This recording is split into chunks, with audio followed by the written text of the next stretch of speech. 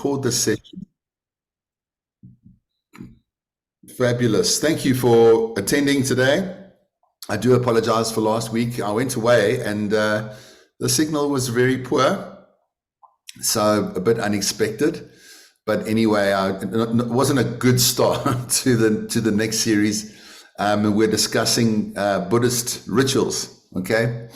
And some of you are new to the platform. Some of you have been joining for a while. And obviously, I post these sessions on YouTube as well. So we've got a nice little following there. I thought maybe we could get into our morning meditation first. And I think for those of you that know what the meditation is, you'll settle down deeply into it. For those of you that are new to it, I think you'll find it interesting, and yeah, it's based on a specific model of Buddhist teaching created by a teacher called Lama Tsongkhapa, who lived in the 1300s, and he was known as a master teacher because he took all the teachings of the Buddha and recompiled them. He kind of just took them all and he put them into some sort of order. It's quite an interesting story how he did that. He was a monastic and he went into a cave for a deep retreat. And while he was in that cave, he had a direct visitation from an angel that we call Maitreya Buddha, who is the future Buddha that came to Lama Tsongkhapa and told him just to write. So Lama Tsongkhapa doesn't take any credit for this work at all. He says all he was doing was channeling this angel, and he wrote thousands of volumes in 1 month. He came out of the cave. He started to teach his fellow community and in the monastery, and everybody was just like, wow, there's no ways you could have put this together in a month. You know, there's no ways at this level of brilliance. So he's considered to be the Shakespeare of Tibet. And it's so interesting how we know so little about Asia and the geniuses of Asia. We know about Albert Einstein, you know, we know Michelangelo, we know all the Western sort of great minds, right? But nobody really reflects or knows what was going on the other side of the world. So it's nice to sort of introduce the works of these great beings. Obviously it was all very spiritually related. Right. Choosing your comfortable seat, whether you're sitting in a cross-legged position, which I'm sure Belinda is, and the rest of us sitting in a chair. Monkey's in the background. He's saying hello. I don't know if you can see him. He keeps me company when I'm lonely. You know, I've got he's a Buddhist monkey, by the way. Let's enjoy 3 deep breaths, okay, before we get into the main part of this practice. And I must apologize, there's a leaf blower going on in my garden, and it's one thing that really triggers me, are leaf blowers. And I take full responsibility for my karma because it triggers me. And I think about it and I think to myself, I must have caused disturbances for other people in order for me to feel disturbed by a leaf blower. Is a leaf blower essentially an evil object? Yes, it is. I'm just kidding. Hi, Andrea. Nice to see you this morning. Welcome. We're talking about leaf blowers and the emptiness of leaf blowers. My son, when he stays with me, when the leaf blower is on, I'm going, damn, this leaf blower is irritating me. And my son is like, Dad, I didn't even know it was on. Like, what are you making a big deal about?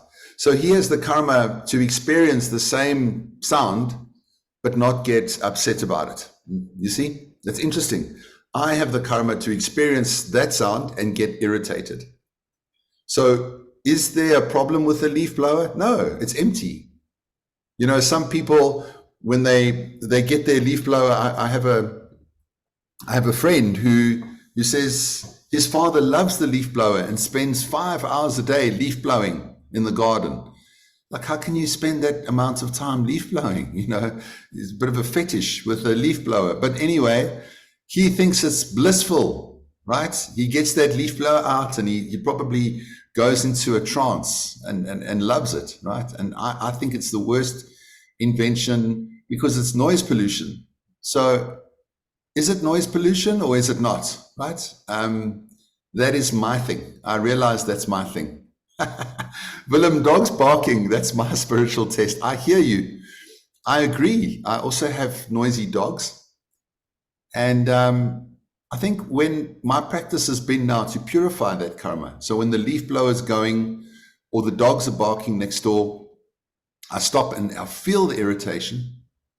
Then I think, this is my karma. Okay? This is my karma. And then I take a moment to do a little purification meditation, just a quick one, and realize that this is only my karma and it doesn't exist for anybody else. And I know, let's just have a look here. I just want to see the chat. I see, yeah, Andrea, I can't either. So you and I have disturbed people in the past with similar devices. Maybe you were a noisy monk or a nun in a past life, and you used to wake everybody up and disturb them in the monastery, or whatever. Okay, and that's how we must look at our reality. If we believe in karma, whatever makes us happy, whatever makes us miserable, is empty from its own side. Whether it's a person, whether it's an object, they are empty. Okay, because if they were inherently irritating, sound of people chewing. Oh wow, okay, yeah. I don't. That doesn't bother me. I don't mind that. Yeah. So it's different things for different folks, right? And I think nirvana, or or paradise, pure land, or heaven, or whatever you want to call it, is where you've purified all the karma. And I think maybe we experience the same world and the same leaf blowers and barking dogs, but we're like, oh wow, you know, this is amazing. Okay, it's great. It's all good. And in Dzogchen teachings, they call it the natural great perfection. And they give the example of a poo. They say, a poo is empty. Just ask a fly. You know, a fly thinks it's chocolate mousse.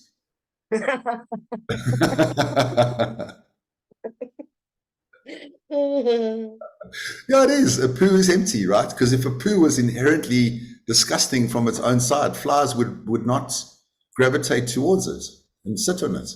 But they do. They love it. And dogs. I mean, dogs even eat poo, right? Sometimes. I don't know. Find it tasty. I mean, it blows your mind, right? So everything is empty, no matter how disgusting it might seem to you. It is somebody else's joy. It's somebody else's paradise, perhaps. It's a fly's paradise. All right, now that we've got that out the way, if you hear a leaf blower in the background, I do apologize. Let us settle our minds and take 3 beautiful deep breaths, breathing in through the nose. Slowly exhaling it out the nostrils with control.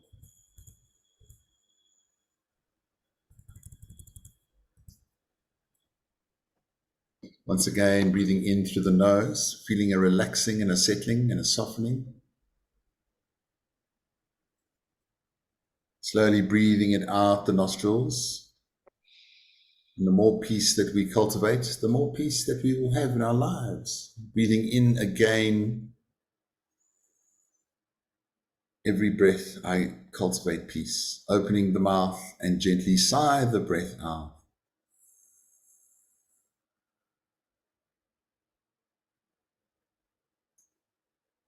Okay, lovely. Take for a moment in the space, in your space, Imagine that a holy being, a deity, an icon, a guru, whoever you connect with, and it could be Jesus, it could be Krishna, it could be Lakshmi, it could be Buddha, it could be your guru, it could be an angel, archangel, whomever you connect with, your guides, just invite that being into your space. And imagine that they're perhaps floating in the air, or they're sitting right in front of you. You welcome them. And the first step of this meditation is to offer a prostration. Last class, we spoke about prostrations, a physical prostration, where we bow down 3 times. But in our minds, we can do a mental prostration. So you imagine yourself bowing to them in honor of them, but not worshiping them. In Buddhism, we don't worship anything. We don't make bargains with our deities. We admire their qualities. We admire their teachings. And in taking refuge, which is the first part of our prostration, we make a supplication that we may become enlightened, an enlightened angel, so that we can serve countless beings, because we have the potential to do so, because we are empty too, which is good news. The next step is to make them an offering. If you invite a special guest into your home, you offer them a cup of tea or a drink or a meal.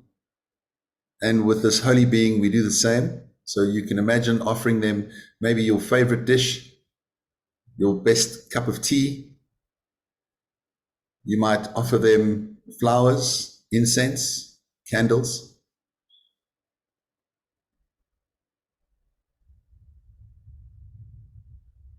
And they don't need our offering. They have everything they need.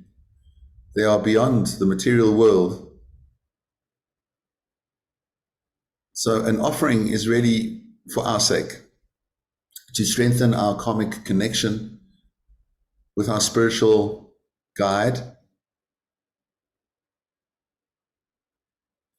And you can make it a mental offering, maybe your favorite place in the whole world.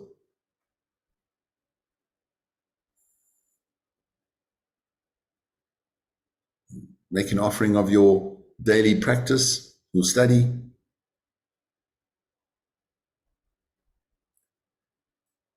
And the holy being is so happy to be with you and to bless you with their presence.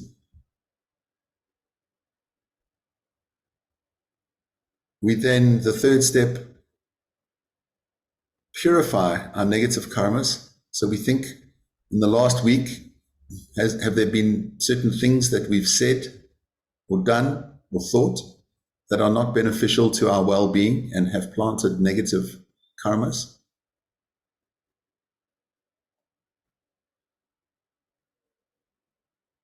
Maybe we've hurt someone, maybe we've hurt ourselves in some way. And of course, we don't want this to come back and bite us in the bum, because that's what karma does, unless it's purified.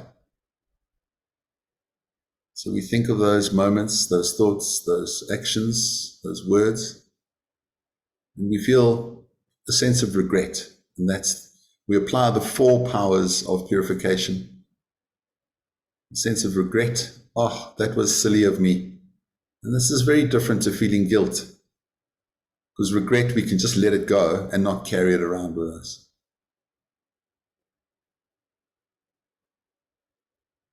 We decide not to do it again. We refuse. Regret, refuse. I won't do it again. Or if I can't make a promise like that, at least for the next day or the next hour.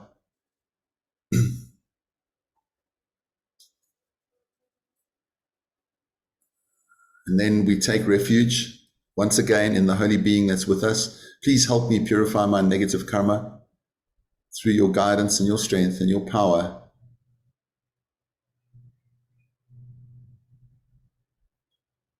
And finally, we think of a remedy. How can I fix this? What can I do to make amends? Or if I can't, can I do counter actions and dedicate the goodness of that to this purification?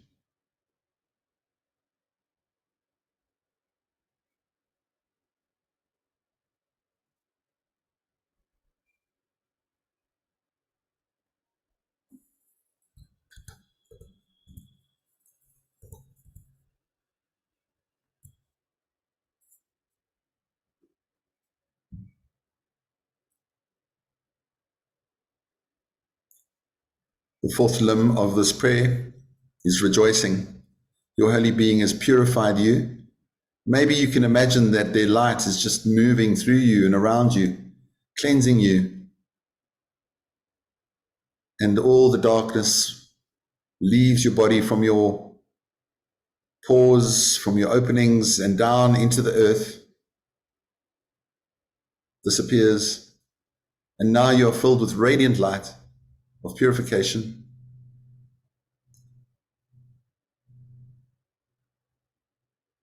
And the fourth limb is to rejoice, to be happy.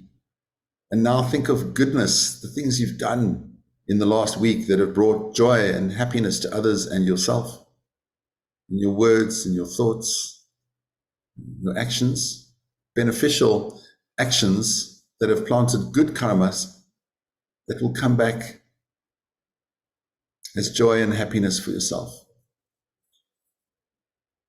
And as we rethink or reimagine what we did, we once again replant karmic seeds as we revisit these moments.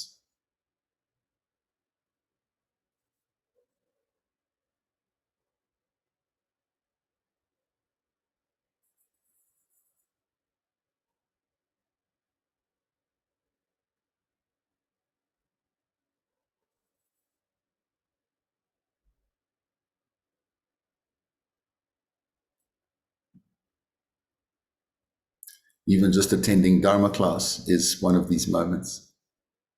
It's a powerful moment. Your meditations, your yoga practice, even eating right, looking after yourself, making sure other people are safe.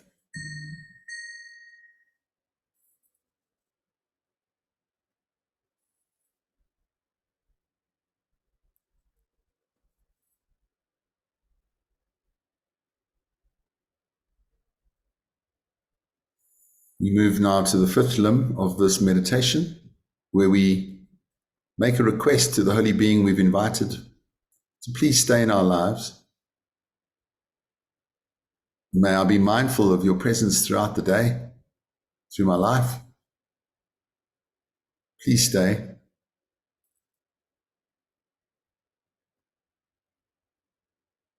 And then the sixth limb is to ask them for teachings. Please continue to teach me in whatever shape or form. Perhaps it's a conversation I have with a friend. Maybe it's a book I'm reading. Maybe I'm attending a live Dharma teaching. Maybe I have some realizations in my meditations, which are also teachings. So please, holy being, enlightened being, please continue to teach me. Please turn the wheel of the Dharma for me, so that I may be of benefit to all, so I can share these realizations and this knowledge.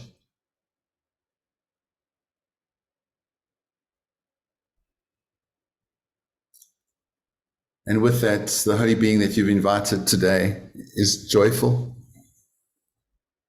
is proud, and they slowly shrink down in size right in front of you. They shrink and shrink and shrink until they are the size of your thumb. They fly in the air and they face the same way that you are facing. They rest on your crown, and slowly they dissolve into your crown chakra, and they move down the central channel in your body, You go down past your Ajna chakra at your eyebrow, the center of your forehead, then move down your throat, and then move into a space at your heart center, your heart chakra. And there you have made a beautiful home for them, a sanctuary, a very comfortable space. And they sit and radiate their light outwards throughout your whole being.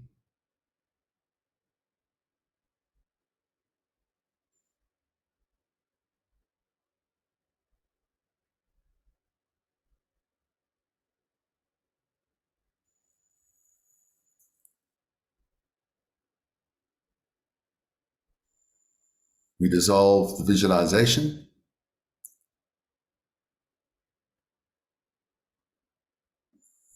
You take a deep inhalation through the nostrils and breathe it out the mouth.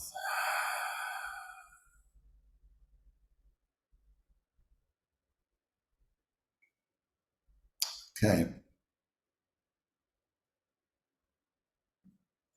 So what I didn't do at the beginning of this class is to chant the refuge prayer, which I'm going to do now 3 times.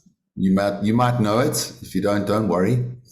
The refuge prayer literally means I take refuge in the Buddha, the Dharma, the teachings, and the Sangha, the spiritual community, until I attain enlightenment for the benefit of all beings. So I'm going to say that now 3 times. In Tibetan, Sangye chodang soki chognam la, janju badu dagni gyapsu chi, dage jenso gipe sunam ki, rola benje sangye drupa sho. Sangye chodang soki chognam la, janju badu dagni gyapsu chi, dage jenso gipe sunam ki, rola benje sangye drupa sho. Sangye chodang sogi jognam la, janju badu dagni gyapsu chi, dage janso gibe sunam ki, rola benje sangye drupa sho. The next, I make a mudra of offering of the universe. Don't worry if you don't know how to do it. And I'm thinking of the most beautiful place where everybody is happy. There are no winners and losers. Everyone has good food and water to drink. Everyone is helping and serving each other. It's a pure world. It's an enlightened world. And in my mind, I make this an offering to the Buddhas or your guides or your angels. Sajipogi Jun Shin Meto Ramri Rablinji Ni Degen Padi Sangye Shindu Nite Uwagi Doi Kunamda Shinla Chopa Shok Iram Guru Ratnamandalakam Niryatayami.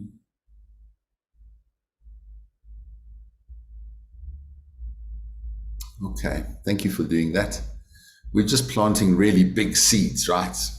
So when we visualize a perfect world or a beautiful world, we are planting powerful seeds to see a world like that, because it's possible. If we believe in cause and effect, it is possible. Perfect worlds can only come from your imagination, from your mind. There's nowhere else that perfect worlds can come from.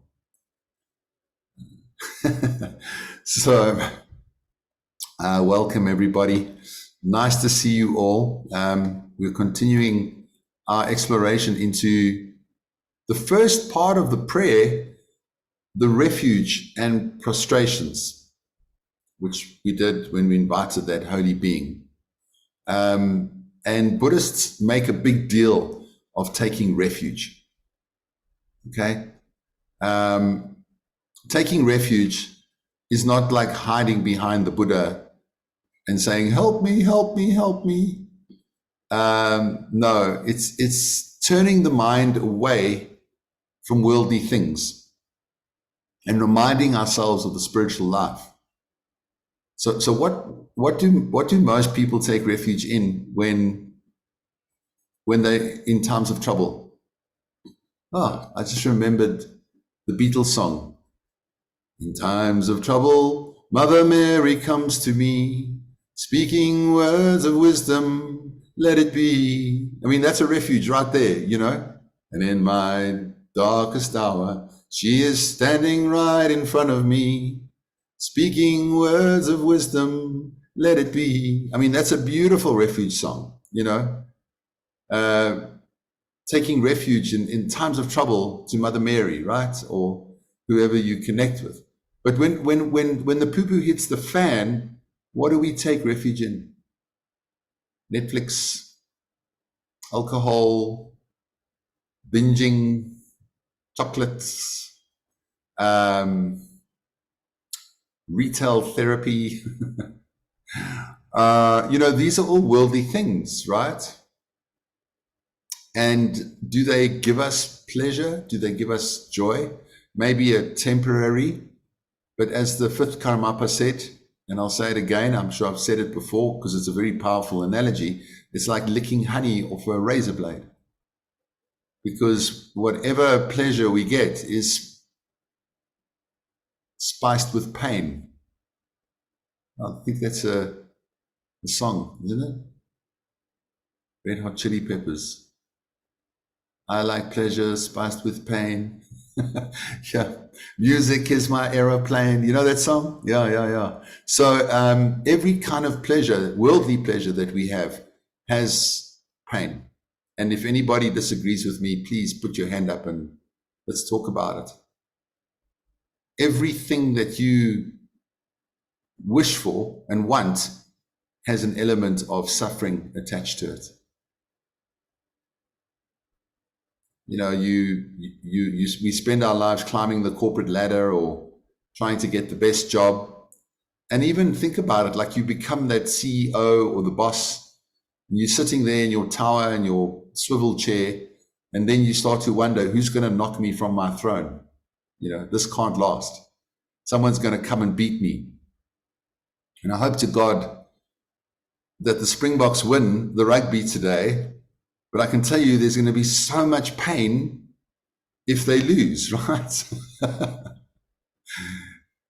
So we ride the waves of joy when things are going well, and then they can't always win. They can't always be the best team in the world, right? At some stage, they're going to lose. And tonight could be one of those nights. And are we ready for the kind of pain that's going to come with that sort of devotion to the Bokke? And I can tell you, most people take refuge in the Springboks more than they take refuge in their guru or in their spiritual life. Is it sustainable? Is it reliable? No, that's not. You know, it's a short-term fix. It's like a little high. It's like rolling a joint or having a tequila, you know, all very nice. But when the next morning you're going to feel like dog doo-doo, you know what I mean? Like it's just not sustainable as a path. I mean, I think it was Nietzsche that said sport is like the opiate for the masses. Now, I mean, I love sport, don't get me wrong. I'm watching the rugby, I'm watching the cricket, I'm riding the waves. I've even got money on the games, you know. I mean, how about that for stress? But it's like this game, and it's not like we can't enjoy these things. We can, and we must. But when we're invested all of our happiness into an outcome that is worldly, well, then we're going to fall on our bum.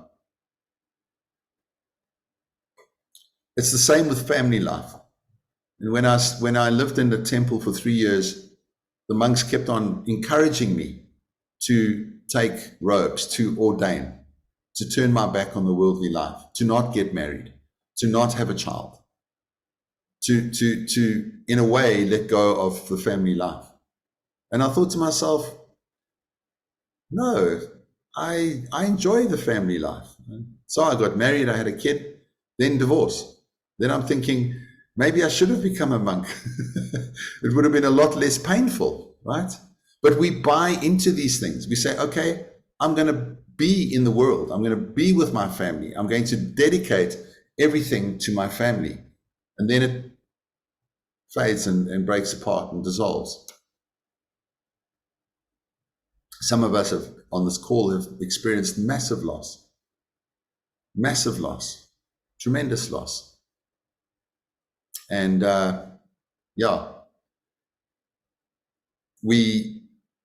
even our loved ones that we lose, they brought us so much joy and they brought us so much happiness, but then we lost them. So we will lose everyone at some stage. Your body will fall apart. Sorry, but bleak, but this is Buddhism. Buddhism is very much about calling it as it is. The Buddha said the first noble truth is there is suffering. It's just not going to work out in this samsara place, in this realm. It's not going to work out. If we are invested in worldly things, does it mean you can't enjoy a pizza? No. Enjoy a pizza or a nice paneer makhni and, enjoy life, enjoy the pleasures, but let us not be invested in them and expect that this is a sustainable model. It's not. Your family, everything, okay? Everything outside of your spiritual life is not a sustainable model. And that is why people go on retreat for 3 years in the desert, isolated. That is why ladies become nuns and men become monks or priests or whatever, because they have this sort of deep understanding that this life is not going to work out. And the spiritual life is the only sort of sustainable life that we can cultivate. Okay, are there any questions or comments up to now?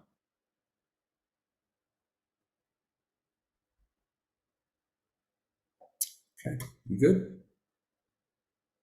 And listen, Buddhists love to debate, eh? We love a good debate, not an argument, but a debate. So part of Buddhist ritual in terms of debate, and this is really interesting, is when I see that it's the monks and the nuns. I visited India. I went to the holy monasteries where Lama Tsongkhapa, remember I spoke about him. There's a long lineage, a long line of gurus, and these monastics debate. So you'll put two monastics together and you'll say to the one, you're going to debate the existence of God. Okay? And the other one, you are going to debate the non-existence of God. And the two of them debate. And then I walked up to one of the courtyards at the Dalai Lama's temple in Dharamsala. Andrea, you've been to Dharamsala, huh? No, okay. You walk up to the courtyard in front of the Dalai Lama's temple, and you see hundreds of monks. The one is sitting on the floor, and the other one is standing, and they're going like this. Yamada! And from a distance, it looks like they're giving each other a clap. I said to my partner, look at these monks hitting each other. I thought Buddhism was non-violent, but as you get closer, it just looks like that, because they go like this in the face of the other monk, just in front of the face. And that's what they do when they get their point across. They'll da-da-da-da-da-da-da, and take that, like that, And they stand up and they jump down, and it's quite animated. When they make their point, they clap their hands like this. Imbata! And it's quite amazing. And then they argue, but it's not an angry argument. It's a nice sort of debate. It's testing their wisdom, testing their knowledge. And then what happens is their teacher comes and says, okay, how did it go? Good. All right. You've had a good debate. Now, you that I said you must debate for God must now debate against God. And you that were debating against God must debate for God. So now they have to shift dramatically in their stance. It's incredible. It's incredible for these young monastics. Can you imagine the skills that builds in their minds, right? Of seeing the world from different sides, building empathy, and the ability to find their own truth as they debate with each other. So debating is a very, very big part of Buddhism. There was an ancient monastery called Nalanda University. It was about 1,300 years ago. It was massive, lots of monks and nuns that stayed there. And they used to have really amazing gurus that would debate with people that visited from outside. Because people would come to them and say, you guys are wrong, your theories, your philosophies. And then if it made sense what that other person was debating, everybody inside the Nalanda University would then have to change their view to accept what that other person was saying, because they won the debate. But it never really happened because the Buddha's teachings are quite airtight. Okay. It's very logical. It's very logical. And I find myself getting into debates with a lot of, what can I say, a lot of spiritual people in this country. And then I sort of say, well, what about this and what about that? And I'm taught, I've been trained to question in a way that makes sense. Because a lot of stuff that we believe in or get told doesn't make sense. It just doesn't make any, it's a contradictory, you know. So the act of taking refuge is number one, and prostrating to our teacher. And then we go down, like I showed last time, we do that 3 times, is a sign of respect. I respect you, I respect your path, I respect your life, I honor the fact that you've given your time to me, that you've taken me on as a student, and that's it. You know, there's nothing more than that. I don't worship you. I don't see you in any other way but a wonderful guide that can help me on my journey as well as everybody else. There's something really special about a lineage. So I don't know, I might irritate some of you by saying this, but Eckhart Tolle is coming to South Africa in February. And I've read Eckhart's books. I think he's fabulous. Wonderful teacher, great benefits to many. Okay, very powerful. And then a friend of mine said, please come with me to Eckhart's teaching. And I said, no, I'm not interested. Why am I not interested? I'll tell you. Because when I read Eckhart's books, I can't find anywhere, and please help me if you have found it, but I cannot find in any of his books homage to his teachers. I cannot find anywhere that this guru is honoring where he got his information from. Now, it's quite possible, like Lama Tsongkhapa, that he got his information from a divine angel or a deity. It's possible that he channels from somewhere. That's fine. Then I'm happy to hear that. So who did you get that from?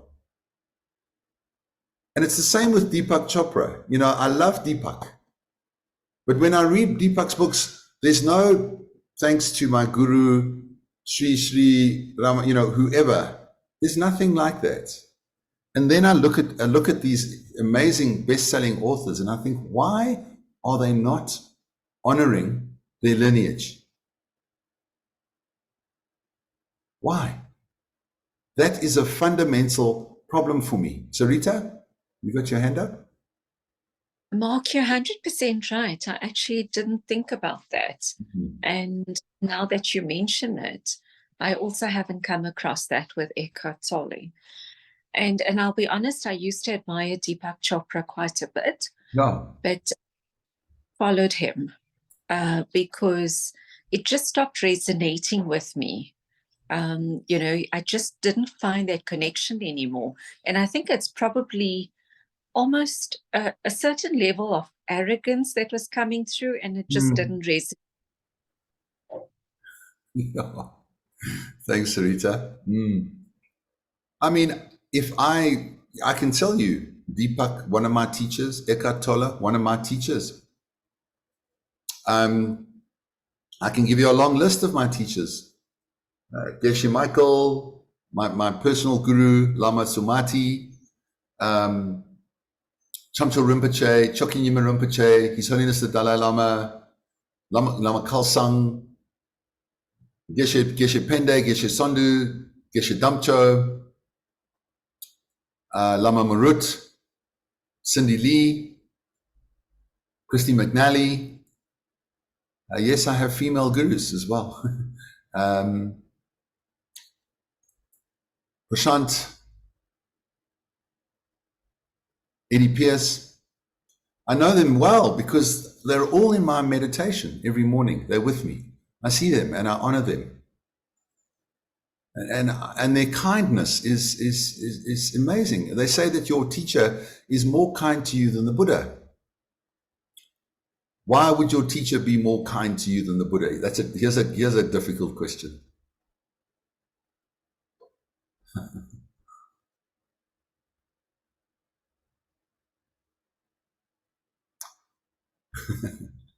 No takers? Because the Buddha's not here. The Buddha lived 2,500 years ago.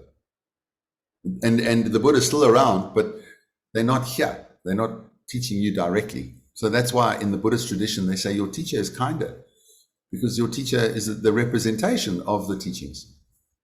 So there's nothing for me when I read a book or I research a certain spiritual path, someone comes to me with their philosophy, whether it be Eckhart Tolle, Neil Donald Walsh, whoever's really famous, and I say, cool, who are their teachers? Who gave them instruction? Where did they get it from? Please help me. And a lot of people say, I don't know. So in the Buddhist path, it's really, really, really vital to honor your lineage. And I can trace my lineage from my personal guru all the way to the Buddha 2,500 years ago. And I can give you names of the teachers. This teacher taught that one. That one taught that one. That one taught that one. That one taught, going back to the Buddha. So it's like an electric current. It's like you have a wire or whatever, and you pass a current through it. And then I get plugged in as soon as I take refuge. I get plugged into the Buddha through my teachers, through their transmission. Because a lot of, in Buddhism, they say it's not just about the teaching, but it's about an energy that gets passed from one human to another. It's spiritual. It's a blessing. It's darshan. Sarita, it's darshan. You know darshan. It's a blessing. And it's a powerful energy from an enlightened being that gets carried through teachers and gurus. Now, I didn't quite understand that. But for me, it's a letting go of ego. To say, I am not a self-made teacher. I am the product of all my teachers before me. And Buddhism is all about dismantling the ego. Now, the ego can be good for us. Yes, of course. It's a reference point. We can work with the ego well. But a lot of the time, as a spiritual teacher, and this is the worst trap, to say, I'm such a wonderful teacher. I'm so smart, I'm such a best-selling author. So interestingly enough, my personal heart teacher, Geshe Michael Roach, and I'll introduce more about him as we go along. He would write books, lots and lots of books when he was a monastic. And he didn't put his name on the book. He put his teacher's name on the book.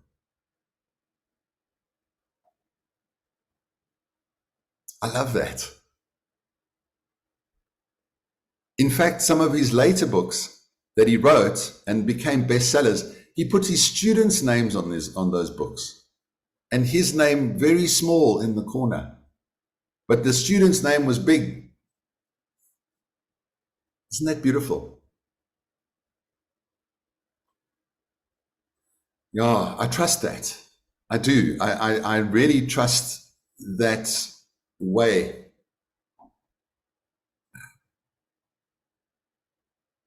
Last year, my other teacher, Lama Samati, paid for me and my wife and my son to go to America to visit them in Arizona at Diamond Mountain University in the desert. We didn't pay; they paid. You know, there was. It's not like they were looking for financial gain. They lost money. They take students on and they lose money. You know what I mean? They don't make money, but they do make money because the karma of those actions come back to them tenfold. And they just have an abundance of donations and money from their students. Not so much from me because I'm not very wealthy, but still, I carry the light forward from their teaching. So it's my act of service to them by teaching the Dharma. Yes, I didn't quite understand what refuge is until I invited a monk to come to South Africa. He was a young monk, a monk by the name of Geshe Sondu. I think this must have been around 2002. And his English was terrible. His Tibetan accent was very thick and he could hardly find the words, and to talk to him was difficult. So now he wants to teach Buddhism, and I'm thinking, this is not going to go well. He can hardly speak English, like no one's going to understand him. You know, it's going to be a waste of time. I thought he could speak English, wasted our money, wasted our time.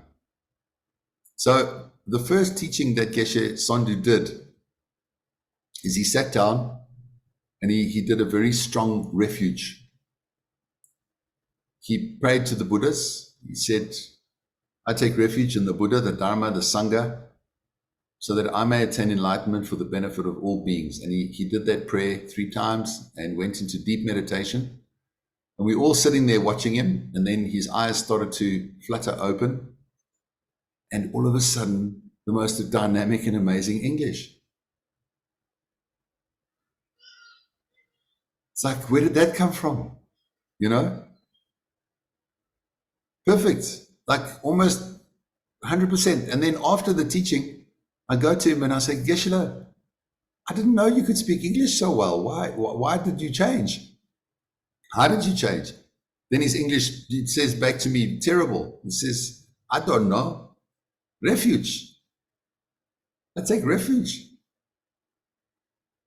And then I started to get a feeling that refuge could be like a darshan, like a spiritual energy that assists you and guides you.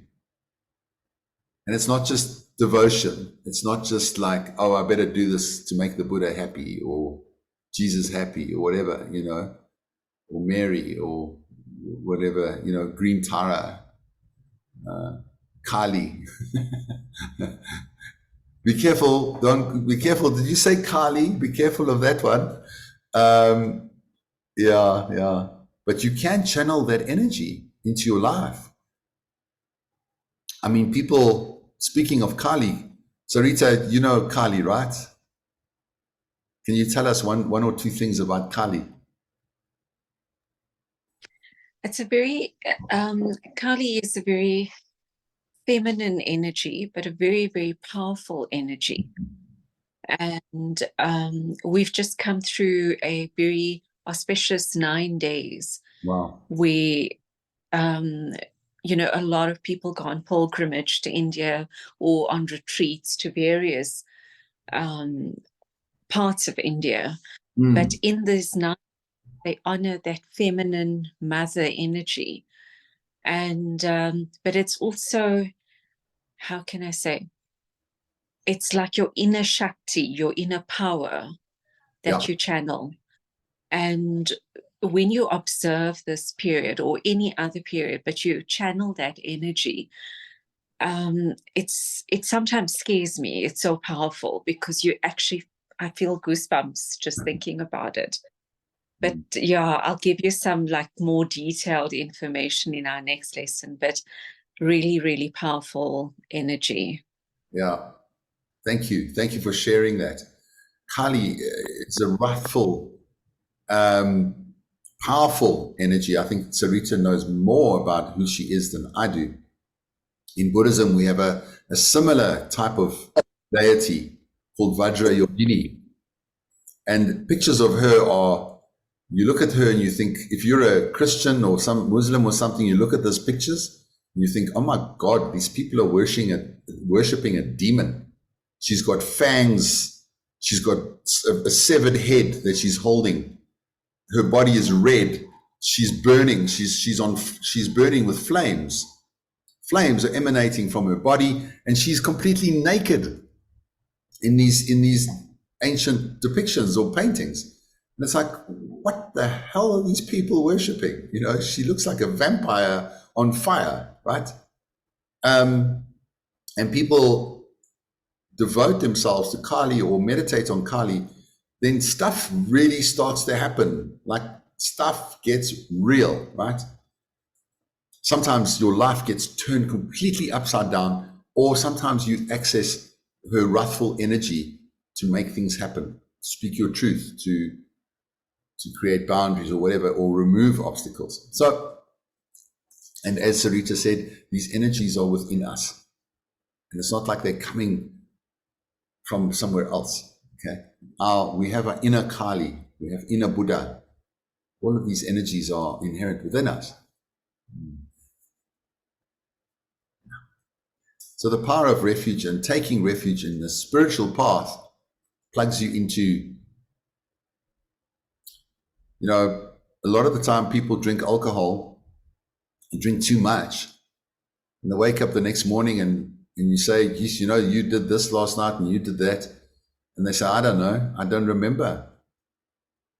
And the scientific reason is that, the brain is damaged and there's certain parts of the brain that gets damaged and therefore we can't remember.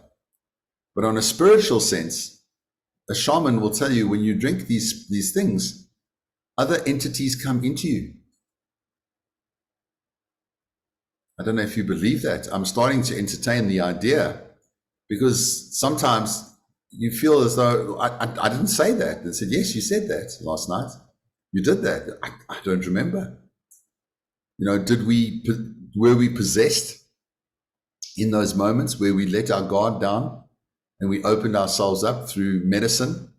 Because alcohol could be a medicine in order for that to happen, as well as ayahuasca, as well as mushrooms, as well as all these psychedelics. It could be portals into other states of being and other ways that beings can enter into our path, into our mind, into our being. So if that's the case, I'd like to choose who I let into my being.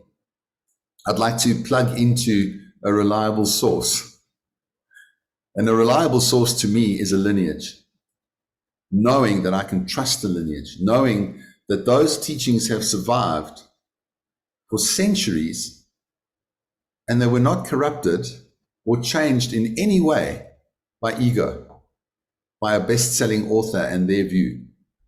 That they come pure like a mountain stream that you can literally drink the water and it's pure. Some places in Johannesburg or India, you don't want to drink the water from the stream. It's been polluted. It will make you sick. Okay. Are there any questions or comments around the lineage and refuge? Yeah. Okay. All right. I see our time's nearly up. Let's do a closing meditation, and then we'll continue with our journey next week. We did the 6 parts of the meditation. Frustration, which involves refuge, offering, purification, rejoicing, requesting the teachings, entreaty, asking them to stay in our lives. Oh, sorry, it's the other way around. Asking them to stay in our lives and then requesting teachings. The final one is dedication. And dedication is a powerful way to ensure that your karma is not polluted. Okay? In Buddhism, they say a moment of intense rage can destroy lifetimes of good karma. But if we dedicate our karma, it's almost like we're putting it into a secure bank account. But nothing can touch that karma, not even rage. Okay?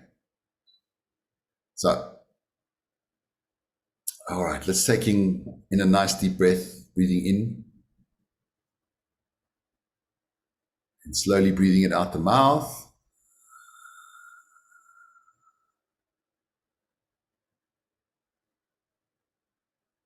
So we come back to that enlightened angel at our heart center.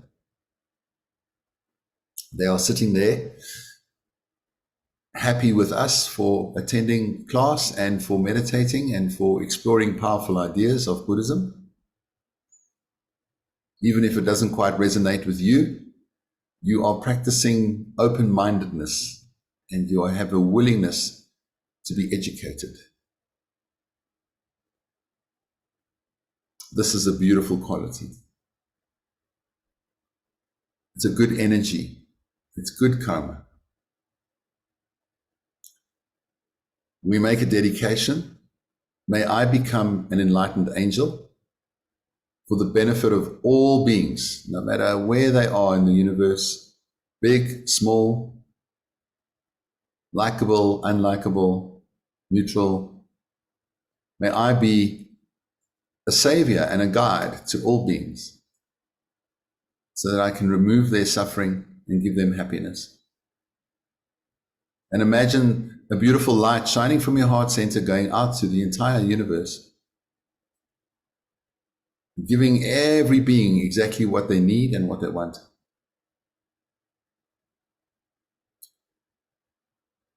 Kewa di kewo kun, sunam yeshe zozo shin, sunam yeshe le junwe, damba kunya toba sho. May the precious and sublime awakened mind arise in those where it has not arisen. And where it has arisen, may it never wane, but expand forevermore.